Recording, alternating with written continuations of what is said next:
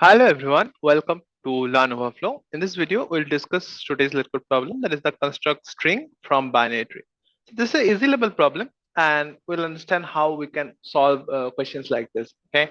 So what the question says is, the question says given a root of a binary tree, and in this we need to construct a string consisting of parentheses and integers from the binary tree with pre-ordered traversal. Okay, so we need to just take all those values, and with a pre-ordered traversal we need to construct them and ultimately return the string. Okay, see, this is a pre-ordered traversal. So one, then we went to the left, that is 2, then we went into its left, that is 4, to its right it's empty, then to the right of 1, that is 3. So that's a pre-ordered traversal. Okay, root left line. That's how other question asks us to do. And it says like omit all empty parentheses. Okay, any in the right parenthesis is like it should be something like this, and for 3 left right should be like this. So we should omit all those parentheses, and do not affect the one-to-one mapping relationship between the string and the original binary string. Okay, that's all right. So that's how we need to understand this question. So before moving on, make sure to subscribe to this channel for regular LeetCode videos like this.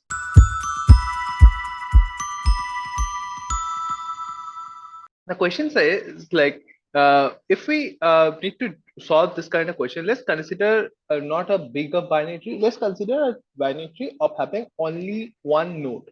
Fine. If there is only one node, say there's 3 in it. Fine. The number 3. So if there is only one node and that is the root given to us, then what will happen? See, if you look carefully, 1 is the root, and what happens over here? 1 is only value we get to see here. Fine. Now, 1 is the only value we get to see. So if only the number is there or only one root is there, then we simply return this particular number as string. Fine, as string. So that's what we return. Now, once we move to its left, then we need to add a parenthesis. Okay, if so the check is if our left is not null. Okay, so we just add a parenthesis post this, and whatever our left is, then we add a parenthesis post that. Then we check if our right is not null, so we add a parenthesis whatever our right is, and then we add a ending parenthesis. So this is how, see, this is how the question actually asks us to do. That is, after 1, 2, then you can see the parenthesis opens before 2 and ends after 4, like the second parenthesis after 4. So that's the whole left part you can get to see over here. And then again for the right, it opens before 3 and closes after 3, right? So that's the right part we get to see here. And right, like over here, you see for 4, 4 is on its left. So on its left, you get to see before 4 and after 4, you get to see parentheses. Okay. So think carefully. What you need to do whenever you are moving to the left or you are moving to the right, okay, before that add a parenthesis, and after returning from there add a parenthesis. So this is the kind of idea we are looking into. Okay, now see. So now what can be happen? Is there any kind of clause over here? Like if any the thing is null, so if we see, we are finding that if our right is null, that is right doesn't exist, so we don't add anything for it. Okay. But what if our left is null? Because it mentions us do not affect the one-to-one mapping. Like that means if 4 is on its left, it shouldn't be confusing after this string that 4 is whether 4 is on his left or his right. Can you tell me whether 4 is on his left or right based on this like this output? Okay, so this might become confusing, like whether 4 is on his left or his right. So there is another example they give over here. The example is like this. They give this example. See the second example. So the second example they clearly mentions this. Okay, that when this 4 is on the right of 2, fine. When this 4 is on the right of 2, then what happens? Then clearly you can see for the left we leave a empty blank. Okay, because we want to ensure that 4 in its right, okay, and an empty blank, like an empty parenthesis, is remaining for its left. But because we need to do a pre-order, right? Root, left, and right. So we visited root, we visited left, we find nothing is there, but we find on the right there is a some value. Fine. So we need to add an empty parenthesis to make sure that the value remains there. Like to note that the left is blank, we are adding value to the right. Because if we have written the exact same like this, because of 4 is on its right? So if we have written something like this, simply a parenthesis and number there. So in that case, what would happen? We couldn't figure out whether 4 is on its left or if 4 is on its right? So that's the case. If it's on its right, that's an unnecessary parenthesis.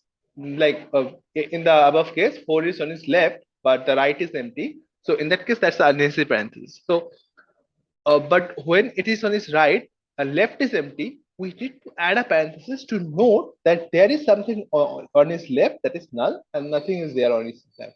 Right is actually present. So that's the note we are given. So this is the concept you get to see here. Okay. So it's pretty simple if you just think on it. It's like you are adding your root value to your string, and then before moving to left, you are adding a parenthesis. Whatever the value at left, you just add it here. Okay. In case your left is null, you okay. In case your left is null, you simply add a missing parenthesis, blank parenthesis, and if your right is also null, you add nothing. Fine, simply return back. But if your left is null, only a blank parenthesis, and you move to the right. For right, you add a parenthesis again. Whatever the values at right, because after you move into right, you find a single node. Fine. So for single node, you again add the value. Fine. And then you move to his left, move to his right. Nothing is there. You close the parenthesis. Okay. So this is the idea. This is the kind of idea you are moving ahead with. So it's pretty simple kind of thing, but there's a small catch over here. Okay, it might seem too simple, but there's a catch. Is like if you try to do it with string, okay, like simply you got an answer, like a string answer, okay, a variable, and then with it in it you just keep on adding values and values on it. And then what will happen? If you keep on adding values and values to the string, then the problem will be you may not find an optimized solution.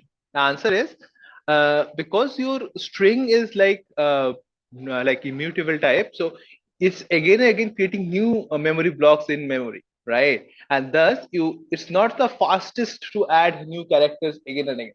So for when you need to add or add characters in a string, so we can do two, three, like few things. One, we can have an array like array of characters and change that uh, to our particular string later on. But here we cannot use array of characters because we don't know the maximum length we need to go ahead with. Fine.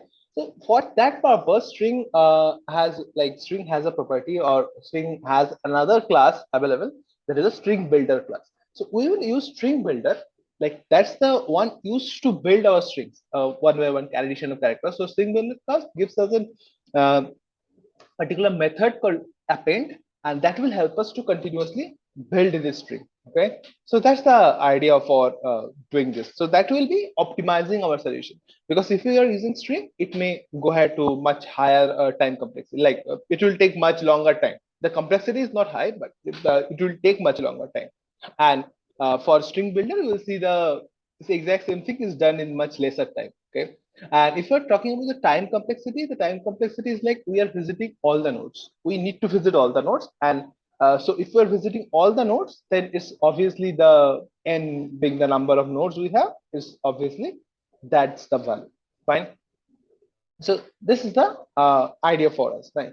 Now let's quickly go ahead and write our code and then understand how we can like what we can do to exactly solve this. So quickly write the code.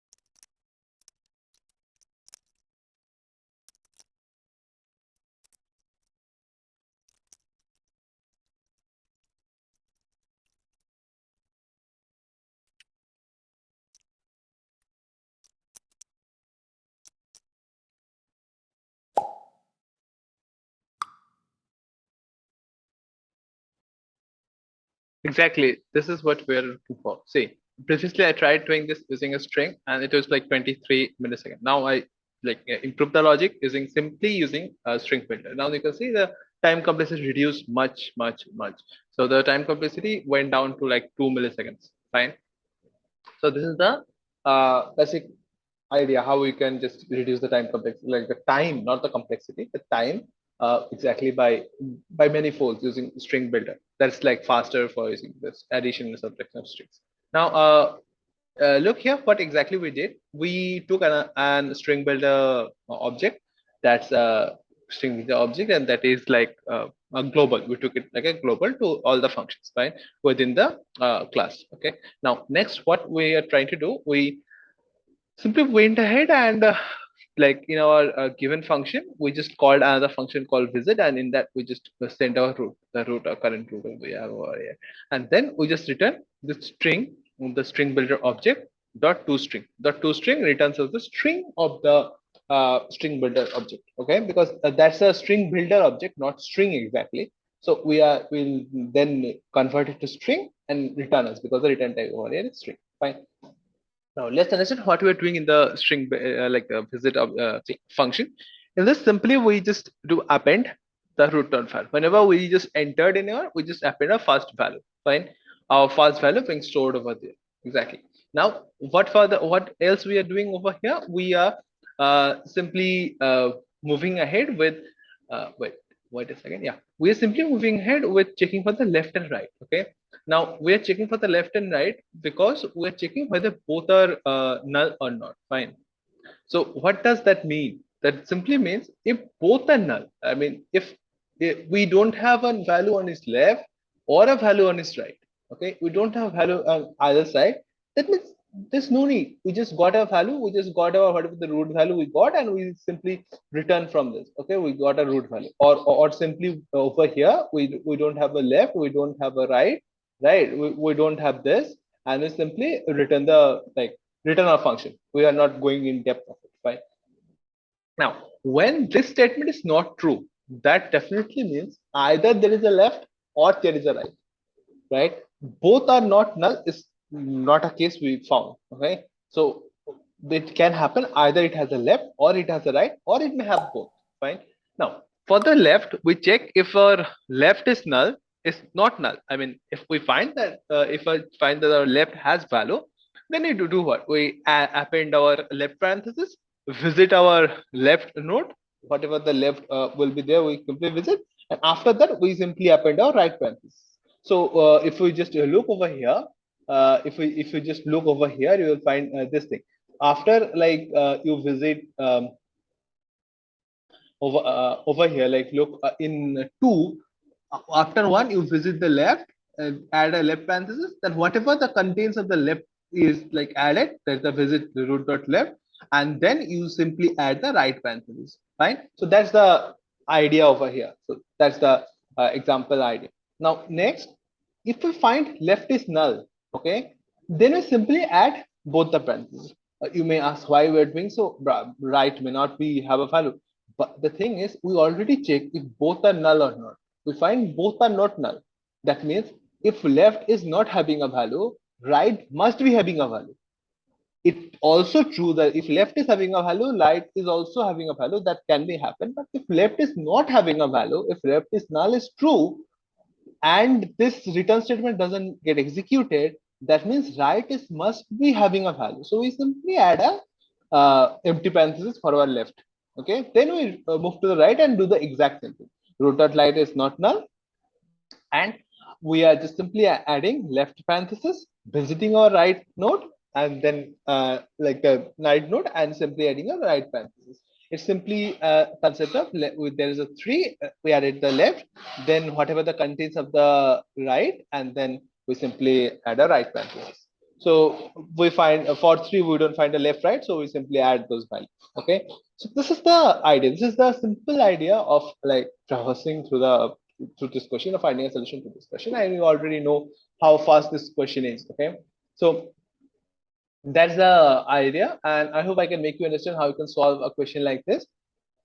So thank you all for watching this video. If you have any doubts or any confusion related to this, make sure to comment them now. Also, is the complexity of it is like as I said is order of n, because you are actually traversing all the nodes. Okay, order of n, or n being the number of nodes you have in the binary tree. Okay. Now that's more or less about it. So like this video and also subscribe to this channel for regular LeetCode videos like this. And uh, thank you all for watching this video. Hope to see you soon in my next video as well. Thank you.